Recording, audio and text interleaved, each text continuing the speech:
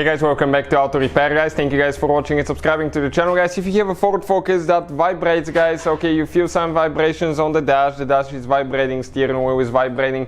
Even when you're not driving the car guys, when you idle you feel some vibrations at idle. Stay with us guys, we will explain what is the most common reason for that.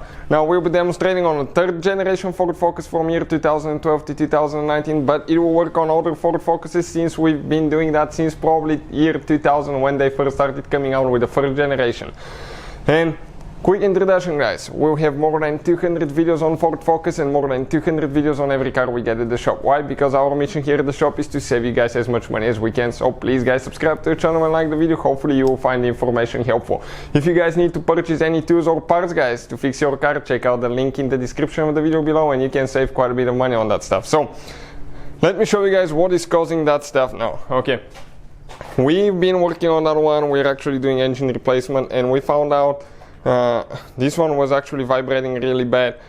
This is the good engine. It's going in another Ford Focus. This is the donor vehicle and we have the passenger side engine mount guys right here. And this is your passenger side engine mount that holds the engine to the frame.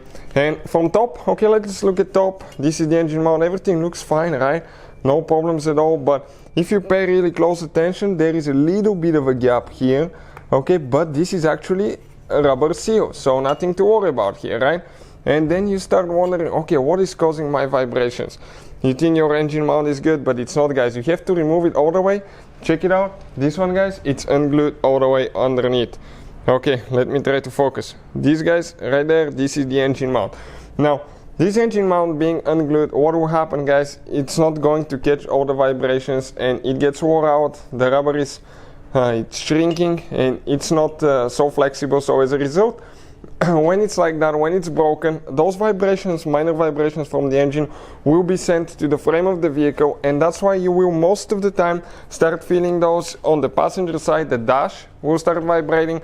Then when it gets really bad, it can transfer to the driver's side as well. And if you don't address that issue guys, your engine will be vibrating more, and as a result you will put more stress on the transmission mount, and you will put more stress guys on the bottom mount as well, the one that's underneath the engine. So you have three mounts usually, and we have video how to replace each one of them guys.